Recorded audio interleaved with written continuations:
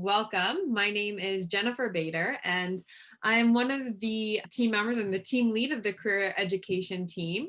And we are the people, the central office that offers career support to Western students. And I'll talk a little bit more at the end about our office and all the range of supports that we offer to students. Today's session really applies for anyone, whether you're looking for a part-time job, a summer job, and you're just getting a head start, a volunteer position, or maybe you're applying to a professional program, additional education, or just getting the head start on interview preparation for jobs after graduation. I know there's a lot of recruiters and employers hiring now. The interview strategies that we will talk about really apply across the board. Okay, let's jump into what we are going to cover tonight. We are going to talk about preparation strategies, the easy three main steps that you can start with and ways to get started in that preparation process. We're going to spend the bulk of our time on question and response strategies. And so we'll talk about some of the most common question types and then what kind of strategies you might use to respond to those questions. We'll talk about making a good impression, so how you conduct yourself before, during, and after your interview. And then we'll spend some time talking about virtual setup, which I know I've learned a lot about since we have moved to a virtual environment. My setup looks a lot different now than it did, as I said, when we first began. And I'll take you on a little behind the scenes tour of what it looks like here for me and give you some tips on how you might set up for any future interview. We're going to get started by assessing some of the knowledge you have about the interview process. Interviewers are looking to, this one should have said, confirm impressions gathered from application documents. And that is actually true. The purpose of a resume and a cover letter is to get to the interview. And then part of the interview is to confirm the general impressions that were gathered from those documents. Ensure the most qualified person gets hired for the job. Okay, so 30 of you guessed right. That is false. I think you know, probably in your experience, that it's not always the most qualified person that gets hired for the job. And that can be really, really frustrating. It can be really frustrating when you apply to jobs and you don't even get an interview when you know you are well qualified. And while we won't talk too much about that, we do have a workshop on job search where we talk about that idea of how to approach an effective job search. And then we also have a workshop on networking. They've since passed, but we will put the recordings up if you missed those, where we talk a lot about this kind of how to ensure that you're getting your foot in the door and at least getting to the interview. So I highly recommend checking those out if you missed them. To assess if you have the competencies required to do the job. Yep, definitely something they're looking for to confirm again in the interview. See if you're motivated to do the job and do it well. Definitely your paperwork and your application documents only share so much information. And so part of an interview is to see, do you have the enthusiasm and motivation to do this job? To find a candidate they would personally like to work with. And I think a lot of you thought this was incorrect. And it is actually true. A lot of interviewers are looking for someone that they want, that they could see themselves spending their days with. And again, whether or not this is fair, it is often what happens. And when we think of a number of hours we spend in a work environment, I mean, we spend a large chunk of our day at work. And so often in an interview process, they're looking to see, is this someone that I would want to spend a lot of my time with? And that sometimes goes into the decision making. Find a candidate that would make a good addition to the team. Definitely, that's again something that they're looking for and builds off that last point. And then the last one, I think most of you guessed correctly, this is false. So assess your ability to provide brief responses to their questions and not take up valuable time during an interview. And I can tell you from over a decade of working with students, this is a trend that I've noticed over the years when Teresa and I both do mock interviews for students. And oftentimes I meet with students who try to rush through their responses because they don't want the employer to think that they're taking taking up too much time or going on, where really the time is yours to take. And we'll talk a lot tonight about how to give a thorough response and how to make sure you're actually answering the questions. Here's how you get started. There are really three pretty straightforward ways that you can prepare. So the first thing is researching the position and the company. And I can't underscore how important this is. I know working at Western, we interact with lots of employers in our department. And oftentimes, when you get feedback from employers, they say that they're most disappointed in the lack of knowledge a student had about their company or organization. And so, from an employer's perspective, it's so important that you've done that research. Today in 2020, it's relatively easy to do that research. You have access to so much information. I think every company has a website. Most companies publish reports that they have or their annual report. They have mission and vision statements. And most companies also have a social media presence. And so you can get a sense of who they are based on their social media presence.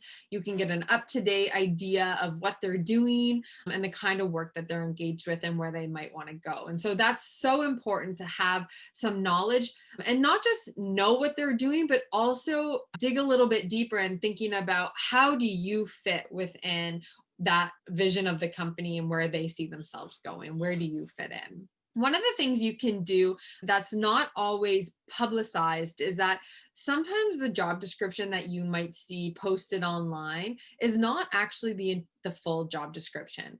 And so I know at Western specifically, there's often a full job description that you can ask for. And so if you see a job that you really like, you can reach out to HR and ask for the full or more detailed job description. Review your relevant qualifications. And so this follows after the researching the company and position, and we'll talk about some strategies in a minute. But it's really important to understand the value of what you have to offer the organization, not simply what the organization can offer you. So it's really important to know, why you're interested in that organization and how the reasons why you would want to work for them. But it's also really important to understand what your contributions might be and how you could add value. And so this involves knowing your resume really well, knowing the experience that you've had, the experiences that you've had, and also how the skills and accomplishments that you've had align with what they're looking for. And this then leads to creating what we call a personal story bank. And this is a bank of stories that you have at your disposal that allow you to talk about your experiences in a way that is relevant for the interview process. And so we're going to look at an example of this, but this is something that you can even start doing before you have an interview scheduled. It's something you can start doing before you have a job in mind, because we can often assess some of the key skills that employers are often looking for.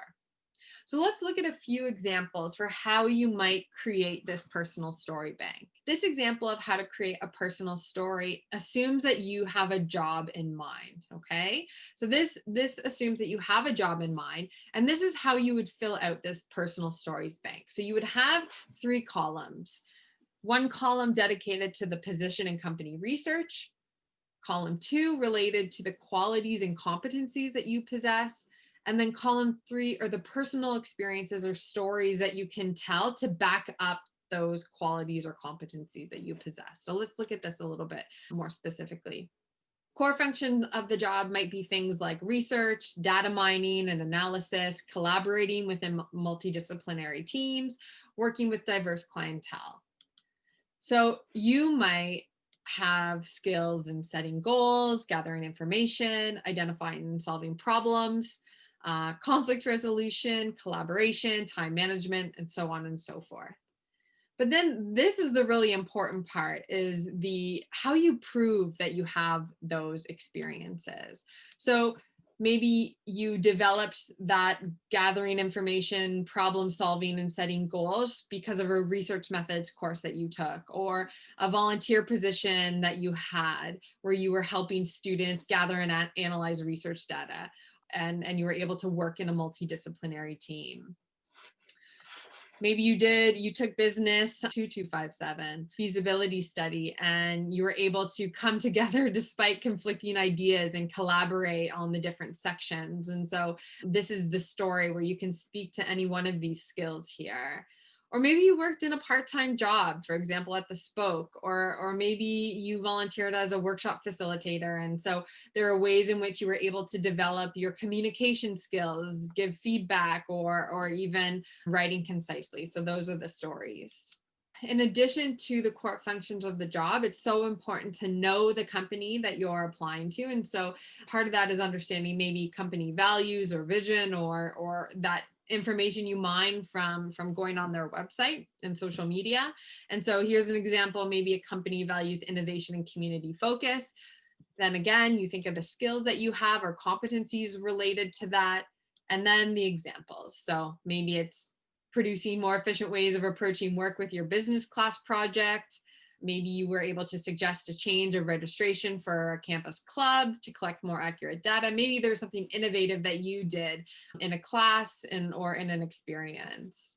Role as an orientation leader, helping first year students. So I think you see the point here, really digging into the different experiences that you've had and then tying them to the role and the company. And that way, in an interview, when you're asked all of these different questions, you have these stories that you can pull from to substantiate what you're talking about.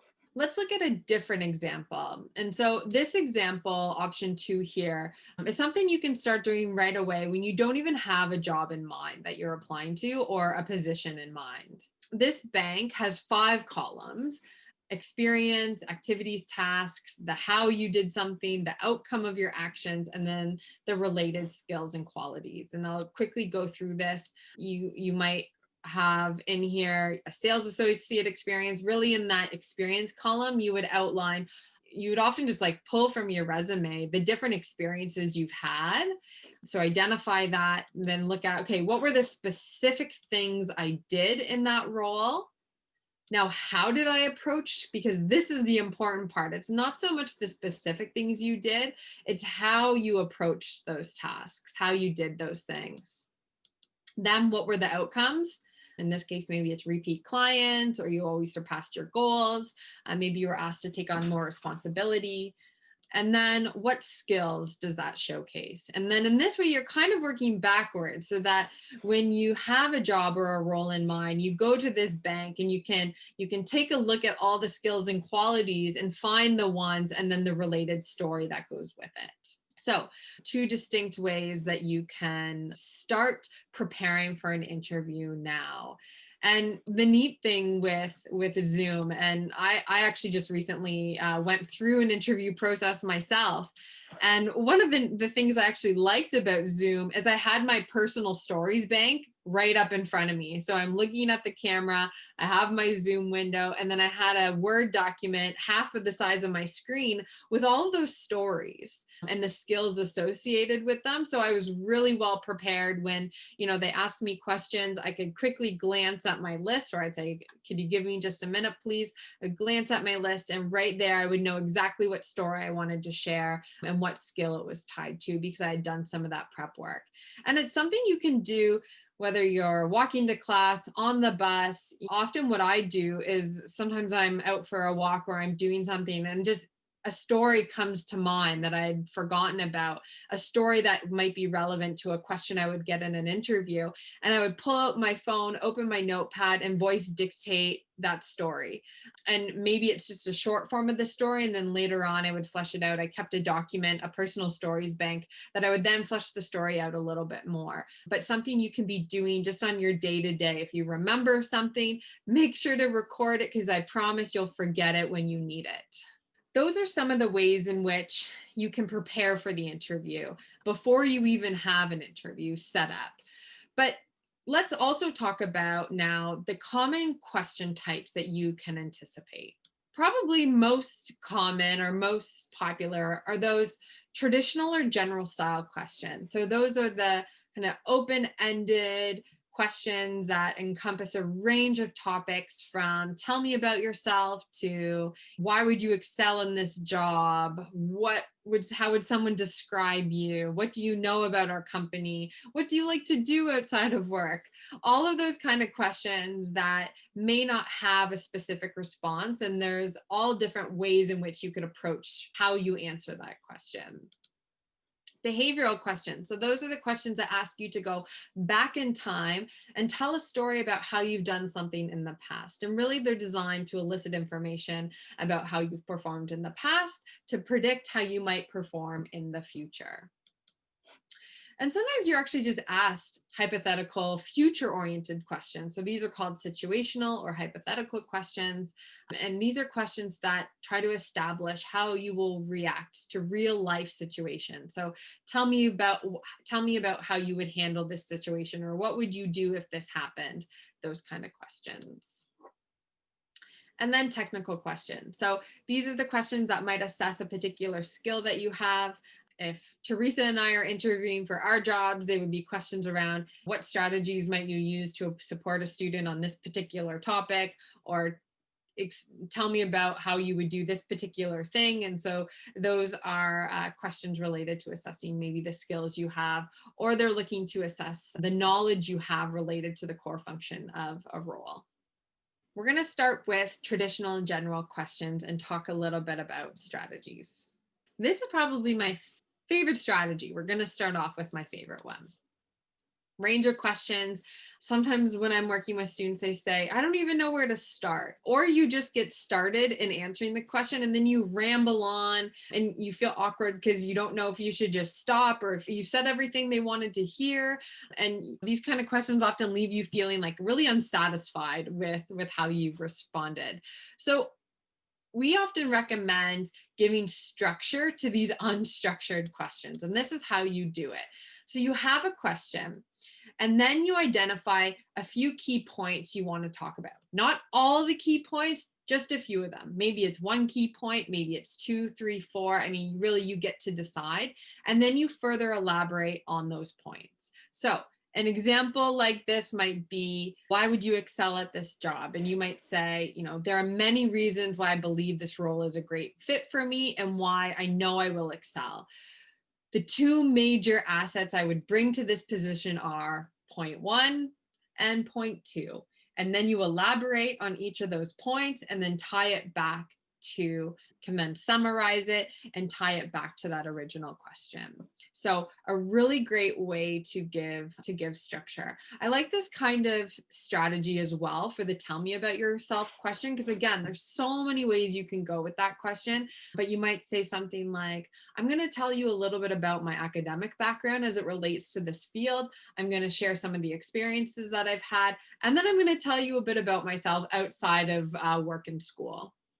So again, a way to organize. And I call this not only the list method, but it's also like a table of content. So you have a sense of what you're getting into. You look at the table of content, it's outlined, and then it goes into a little bit more detail. And I can tell you from being on the other side of the table as an interviewer, I really appreciate having some structure to these responses because I get a sense of where they're going in their response.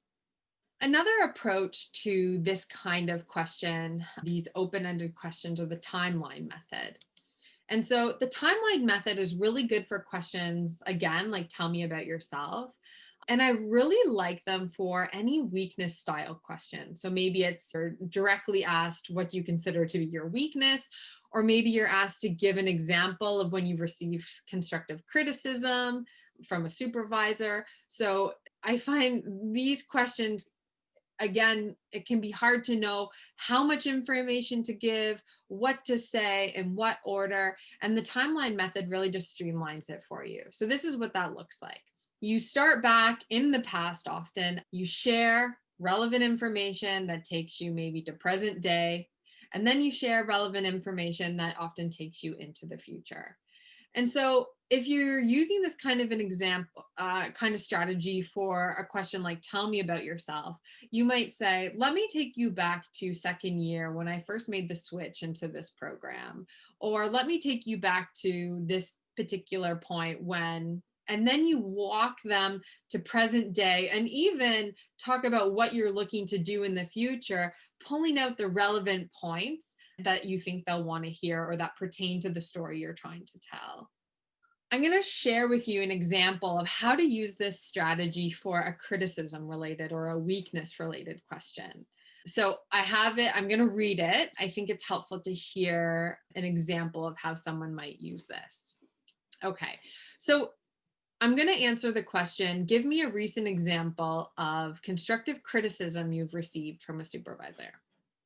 In this example, I want to introduce the weakness at the time I first noticed it or when it maybe was first brought to my attention. So often that's in the past. I'll work it to present day, how I've managed it, and then talk a little bit about how I'll continue to manage it into the future. So I might say something like this.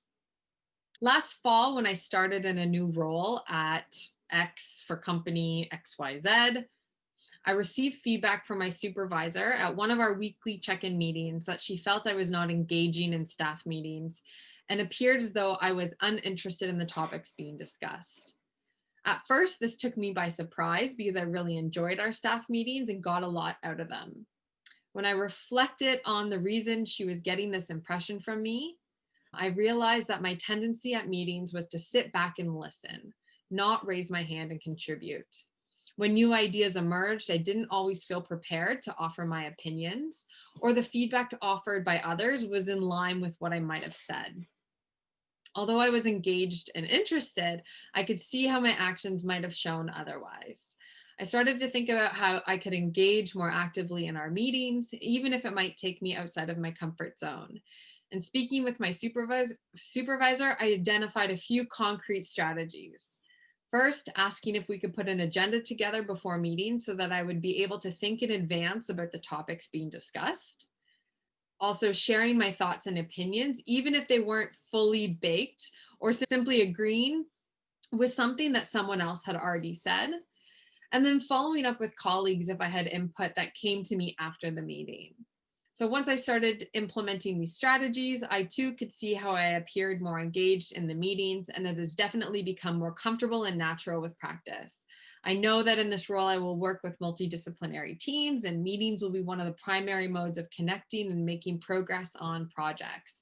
And I'm confident that I'll be able to apply the same strategies in this new environment.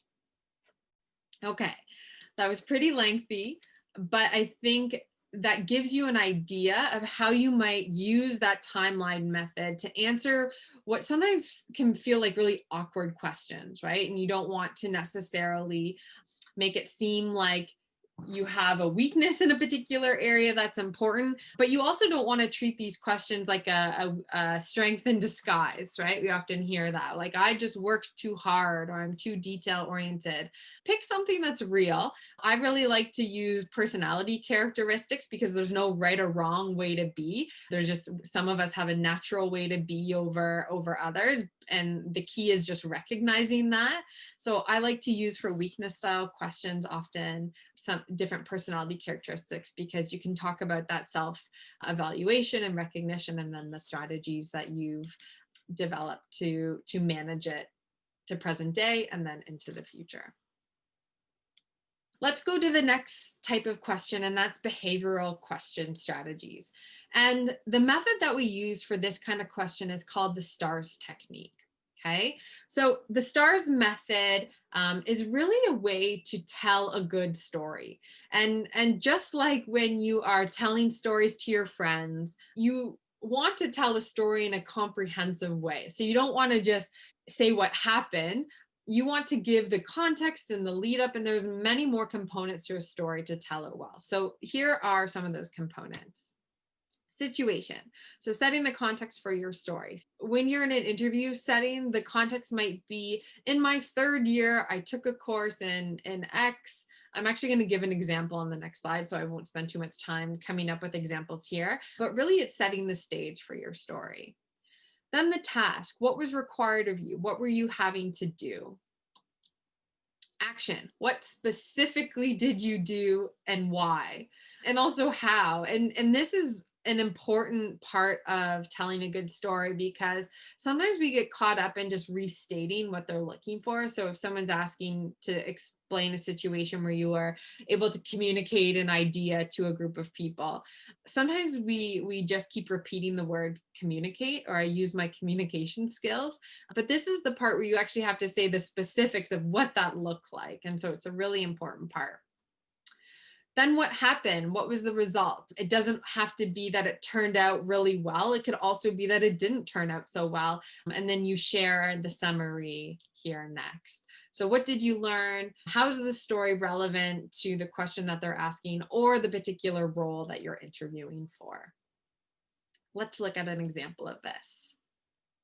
The question is, tell me about a project you planned. How did you ensure it was completed on time and was of high quality? And the answer, the story that I'm going to share for this question is completing an honors thesis project. Here, the situation, you would want to include this kind of detail. In fourth year, it was my final project for degree completion. The thesis was on this. I had no prior experience in this type of project. There was a very flexible completion timeline, mostly independent work, little to no direction, and I had a full academic course load plus extracurricular involvement. So this gives you an idea. And this is just bulleted. You would obviously craft it or deliver it in a more comprehensive sentence structure. But my hope here is to give you an idea of what kind of elements you would include in each of these parts. Then the task, what you had to do. So you were required to write a large research report, review literature, conduct primary research, present results to scholars in the field. You had minimal guidance from your supervisor, one of 7 being supervised by the same person. Set your own schedule and learn to write a thesis. So that's the task. This is the action. So how you did that. So divided project into smaller sections, identified timeline, reviewed completed projects from previous years, scheduled regular meetings with supervisor colleagues, classmates, consulted literature, took initiative to better understand, attended help sessions, and so on and so forth. Then what happened? I was able to complete the thesis prior to the final deadline, giving plenty of time for revisions, provided with positive feedback from supervisor, presented findings to professors at a poster presentation with confidence, and received 88% on the final written thesis, one of the highest marks in the class. And then the summary is really pulling it all together. And that's the point around here, working efficiently with structured timelines and setting short-term and long-term goals, understanding the importance of taking initiative to fill gaps in knowledge, ensuring highest quality of work, and important to ask for help where needed and to solicit feedback from stakeholders. So this is the kind of detail you'll want to give when telling a story. And you really don't want to miss any of these components, because the more detail you give about how you approach this, the more it helps the interviewer understand and get to know you, and also predict performance in the future. Next question type is the situational question strategy. So these are the situational or hypothetical questions. And the strategy that I'm going to show you here was actually created by a Western student probably about 10 years ago. And I've since shared it with lots and lots of students. It's been in our workshops. I think it's shared beyond Western now. But this was a student who had applied for dental school a number of times. And she was interviewed, got to the interview stage twice and didn't make it past the interview stage, and was really committed to going to dental school. And so decided to seek support. And so she reached out to our office for help. And I started working with her on her preparation for her 3rd dentistry school interview. She had no problem making it to the interview. It was getting past the interview. And it was the situational questions that really she would stumble on. And for at that time, most of the questions in her interview happened to be situational style questions. And what she found was that because in situational questions, there's not necessarily one right way to answer, like any of the questions types.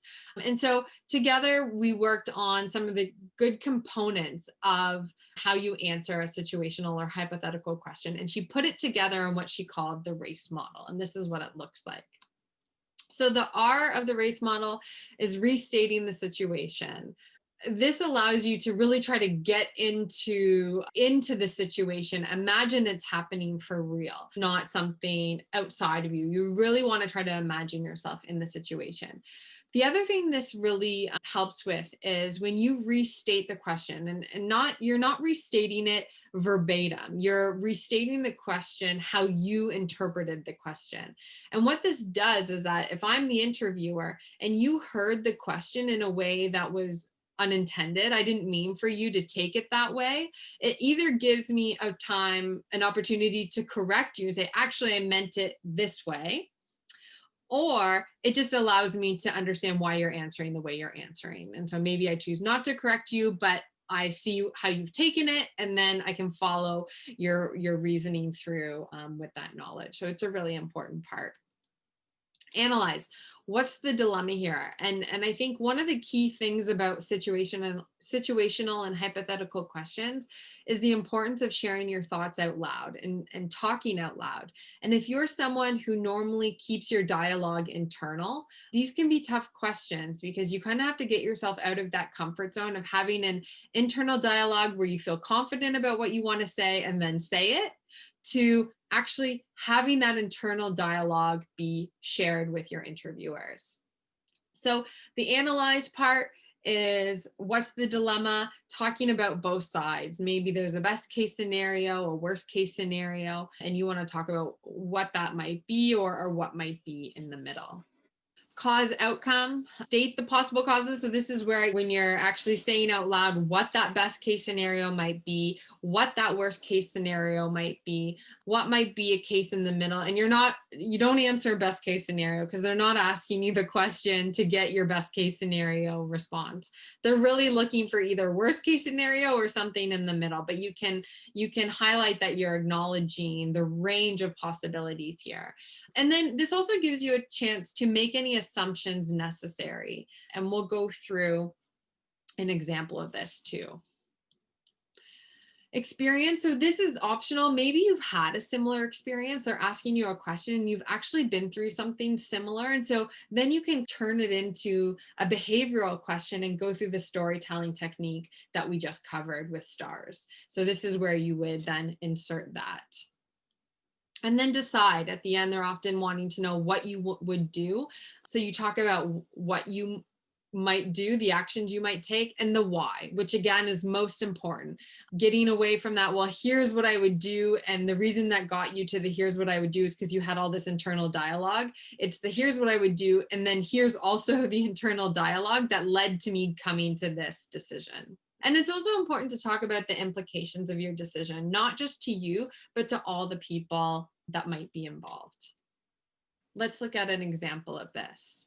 The question is, you have a conflict with someone who is senior to you and is not your supervisor. Describe how you would handle it. And again, I'm going to give you an example. It's not like the first one where it's fully fleshed out. These are just kind of key points that you'll want to think about. So I'm working on a project and one of the team members who is senior to me strongly disagrees with a suggestion I've made, which I believe to be crucial to the success of our work. To analyze, I'm not in a position to make the final decision, yet I'm part of the team and I'm responsible for a successful outcome. So this is kind of thinking about, what's going on here. Cause outcome. So here, bear with me through all this text. Best case scenario is that the team member simply misunderstood me. Worst case scenario is that she fully understands my recommendations, but still objects to them. If I push my agenda, I run the risk of disrupting team dynamics, creating sides, or impacting my reputation or working relationship with my superior. Plus, I'm not in an authority position on the team. If I retract my suggestion, we might be missing out on a great opportunity.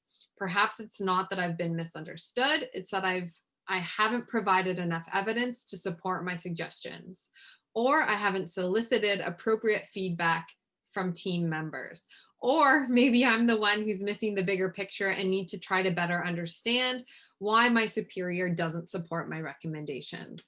So you see here the kind of going through the different possible scenarios and the self-reflection, the thing that some of this dialogue is often not dialogue we say out loud. This is stuff that goes on in our head. And so this is an example of how you say that kind of stuff and show that reflection out loud.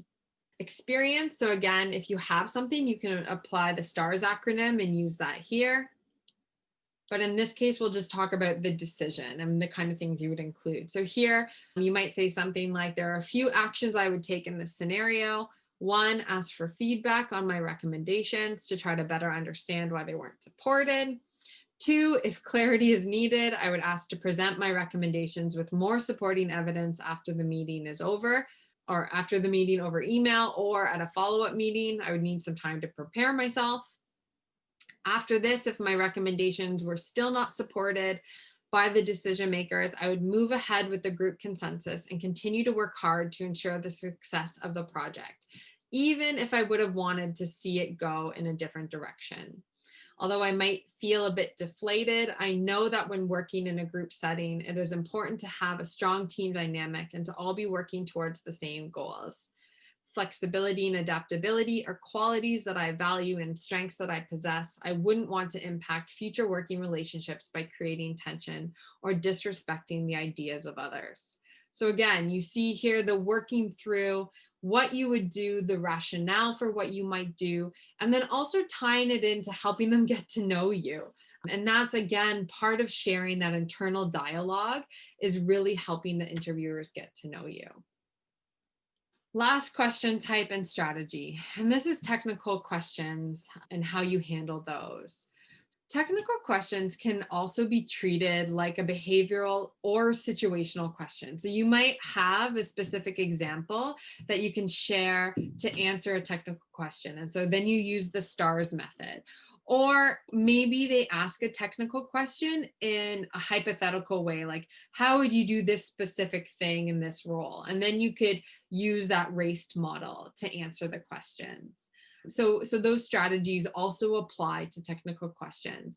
But I've added one extra strategy here called parallel responses. And this is because often I've interviewed people who maybe didn't have the experience that we were looking for them to speak to. And so they would often just say that, I haven't really had this experience and I can't speak to it.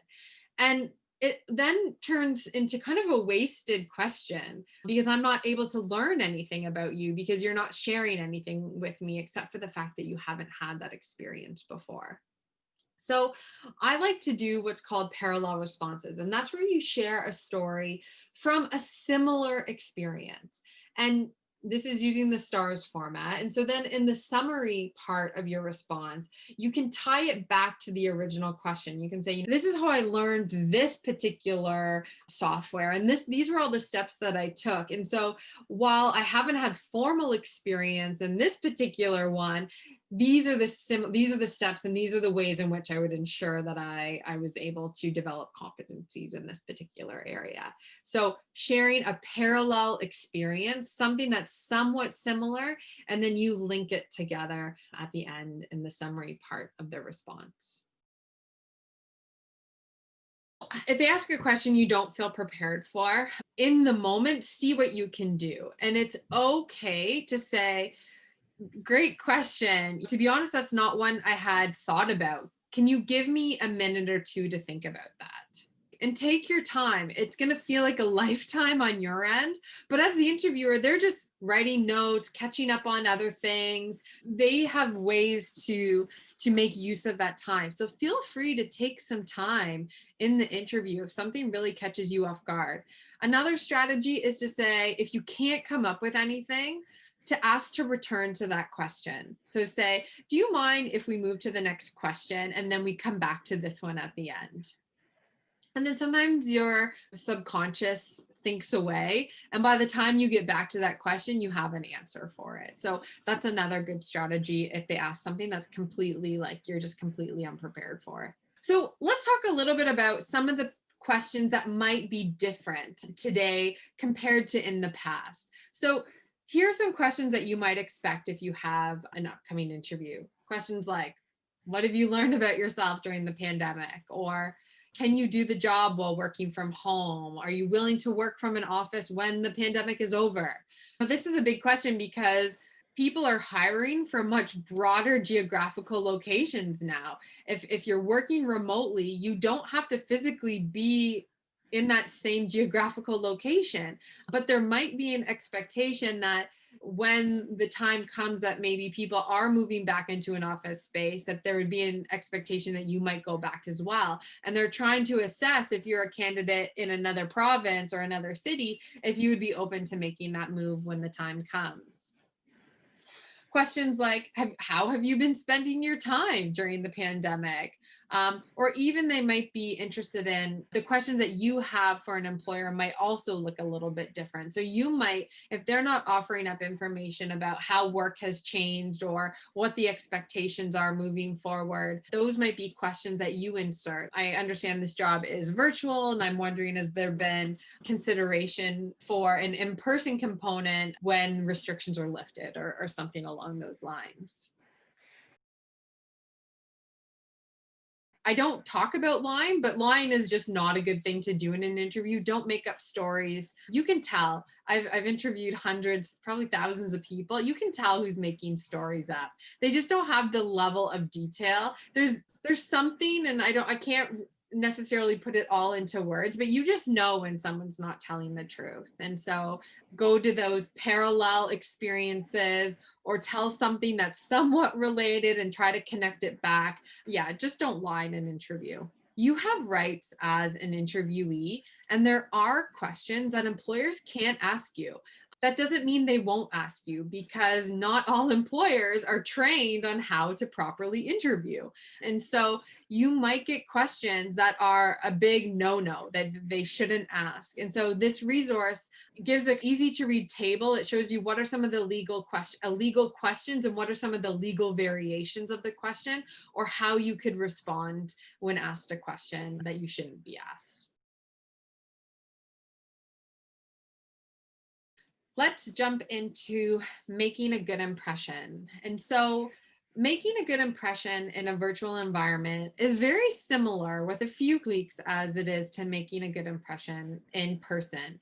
And so, when we look at the distribution of how we make up what makes up our impression, really the majority is our body language. It's our body language, it's how we say things, and often very little about what we say. Before an interview, it's really important to show up on time, especially in this virtual world. There really is no excuse for being late. If you don't have the link, you shouldn't be looking for it at 12 o'clock when your interview is at 12 o'clock. You should know the link. If they didn't send it to you, you should be sending an email prior to your interview asking for that information. So, really, there is no excuse for being late. You also really want to make sure that you're greeting everybody with a smile. I can't underscore how important it is, especially when you don't have the benefit of energy. In this virtual environment, all you have is what you see on the person's face. You don't get that like vibe from someone in a room, right? And you all know what I'm talking about. It's hard to explain that, but often there is an energy that people carry with them that doesn't transmit over camera. And so a smile, sitting up straight, all of those things goes a really long way. And then just making sure that you turn off all your devices. If you have notifications on your computer, either exit out of your email. Sometimes that doesn't even work. You still get those dings when emails or messages come in. So quickly Google, for whatever computer you have, how to turn off notifications, how to remove those sounds. There's nothing more distracting than constant dings if you're trying to answer questions. During an interview, obviously introducing yourself with confidence, and this goes along with smiling. It's also beneficial to be able to observe your interviewers and see their demeanor and try to mirror that. If you see that they're very professional, then you're trying to mirror that. If they're a bit more relaxed and conversational, then you're wanting to mirror that as well. Slowing down in the interview. So Slowing down is a Toastmaster strategy. And I mean, I think any public speaking strategy to avoid ums and ahs. And I'm guilty. I've worked on my ums and ahs over the years. And I think really they're just to fill the space. And so getting comfortable with a silent pause as opposed to ums and ahs. And especially in this virtual world, there's that awkwardness and the delay where I find it so much easier to speak over someone in a Zoom setting or in a virtual setting compared to in person. And so it can feel a little bit awkward, but try to get comfortable with a bit of an extended pause between, if there's any back and forth conversation, because there is that slight delay and there's just talking over someone is so much more common. And then avoid playing your hair like this. I think the nice thing with Zoom is you see your picture. And so you can see if you're doing that, which is really handy. Try to avoid playing with your jewelry and slouching in your chair. I'm guilty for sitting cross-legged, but it actually works because no one can see that part of my body. So it kind of works for me, allows me to sit up straighter. And then after your interview, you still want to make sure you send a thank you note, that you are asking for feedback if you can. It's always appropriate to ask for feedback. Whether they're able to give you feedback or not is another story, but make sure you send a thank you note to all the interviewers, whether it's probably an email is your best strategy. And then write down the questions you were asked, because if you're applying for similar jobs, you're likely going to be asked similar questions. And so write them down. That allows you to reflect on the questions and then learn for your next interview. And then stay positive. I think when you're attending different interviews, it's always important to remember that you might be really well qualified, and there's also someone internal who was already slated for the job, and they're interviewing candidates because they have to.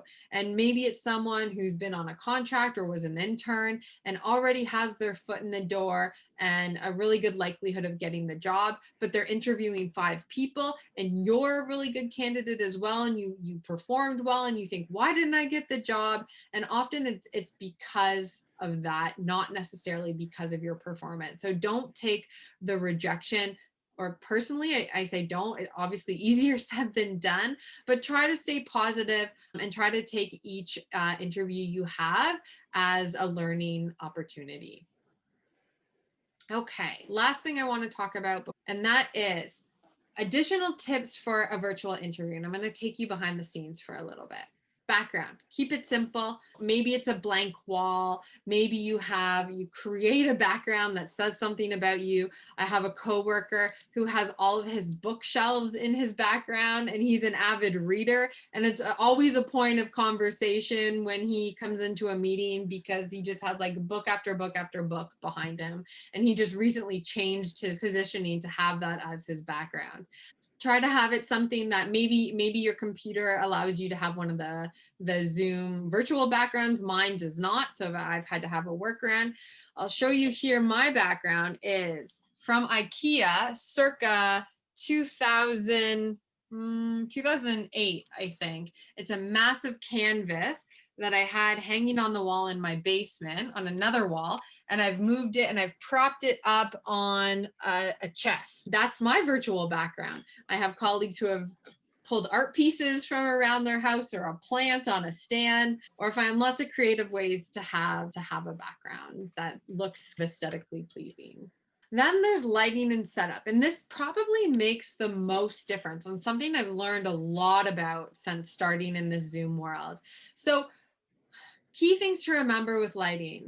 You want to make sure that lighting is coming in front of you and from above you. You don't want the light from behind you because it just washes you out. So if you have a window, sit in front of that window. If you don't have a well-lit space, I'm in my basement right now. I do have pot lights, but this is my strategy. I found a lamp in my house. Let me try to turn this around a little bit. You can see I've taken the top off the lamp, and it's sitting right in front of my computer. So it's a lamp without the shade. My shade is no good anymore. It's right here. It's just kind of sitting on its own. Took the shade off, put a light bulb in. If you want to get really fancy, you get one of those white light bulbs that gives you nice natural light. And then I just literally have it right here and it lights up my screen. nice lighting. If you do have the benefit of a natural window, then definitely that window in front of you. And then it's important in terms of positioning as well. You don't want your computer kind of looking up your nose. Often though, how our tables are set up and our chairs, the computer is much lower than your face. And so what I did for a long time is I dusted off some old recipe books that were sitting in my cupboard, and I stacked a whole bunch of recipe books up until I got it to a height where there was just a little bit of room above my head. I've since invested in, I'll show you, I'm just not a plug for Amazon, but I bought it on Amazon. It's just a laptop stand with a bit of an angle. And so I have my laptop on that, and it's at the perfect height for me. Testing your tech is so important, especially coming into an interview. You don't want your audio to not be working. You don't want the video to not work, all of those things. These are things that are in your control if you test it out. So find a friend, set up a Zoom call, test all the things out. I often say if your computer gets wonky, turn it off, turn it back on. I actually do that before all of these workshops. I completely shut my computer down, open it back up, and I only open PowerPoint and Zoom because I want to make sure that it doesn't go wonky on me. So test those things out and make sure that you have a good connection. So if you find that you have a bad connection, there's a couple things you can do. You can hotspot your phone temporarily for that interview. You can run a line. If you have a plugin, you can run a line from the modem to your computer. All those strategies to make sure that you're not cutting out in an interview. And then we've talked a little bit about this already, but making sure to limit those distractions. So turn off your cell phone, make sure you have a quiet, distraction-free area. Let people know that you're going into an interview so you don't get a random knock at the door, but also be realistic in that things happen that are out of your control. There might be sirens that are going by your window and you can't control that. So just tell the interviewer, say, could you repeat that question? Sirens just went by and I missed everything you said. Again, just being open and honest and sharing, because there's only so much you can control. And I think if you can use humor or just share what's going on, then that's how you handle that. I want to share with you all the ways you can continue to practice from the comfort of your own homes. You can book a mock interview with someone from our office where we videotape your session and then offer you feedback. We also have our peer-to-peer mock interview service opening. And so it's a bit of a quicker session with our trained career profile advisors. And so there's no limit. You can do as many of these as you want. Whereas if you're booking with a staff member, you get one per term. So we find students really have been enjoying this peer mock interview to take advantage of additional practice. You can participate or do the interactive interview module that we have. It's a very comprehensive module. And then we also pay for a subscription to a service called Interview Stream. And as Western students, you can access it with your Western username and login. And this is a database with thousands of interview questions, and you can record yourself and watch yourself back. I think you'll see a theme here of the actual doing an interview, orally preparing, and that's probably our best recommendation. Much like any skill, you don't think your way into being good at something. You don't think your way into being a fantastic skier. You actually have to go down the mountain a few times before you develop those competencies. And it's just like that with interviewing. If you're not practicing orally, you'll get to the interview despite having written everything down on paper and thinking. And then when it comes out, it's just so much different than how you may be prepared on paper. So please integrate a few oral preparation tools into your preparation process. One of the things I forgot to mention that managing nervousness and stress, and we do have some strategies. I'm not going to cover them tonight, but we do have resources on our website. And if you're someone who really struggles with anxiety and stress and managing that in an interview process, please reach out to us because we can work with you on that. I even know some people like sweat profusely or stumble on their words, or there's lots of behavioral things that happen when we have anxiety or stress related to an interview. And so if you're someone who experiences that, please reach out to us for support, and we can support you in working through that. We have really two main goals, and that's to help students prepare for and pursue meaningful work, and to support students in better understanding who they are and who they want to become. And so, if that sounds like something that you might benefit from, I guess we should say pursue meaningful work. And it's actually broad because we're also supporting students who are pursuing further education. And so we do that through workshops. This is just one of them. We have other workshops that we deliver. We are recording all of our sessions, and so the recordings will be made available on our website to you. We have career appointments so you can meet one-on-one. We also have a one-stop shop for resume, cover letter, LinkedIn profile, and CV feedback called Work. It's Western's Employment Resource Center. And then we have a ton of resources. We have a whole comprehensive curated resources on our website that you can access. So definitely check it out. And then our office is part of the larger student experience portfolio. You can follow Western Student Experience on different social channels and see what's happening.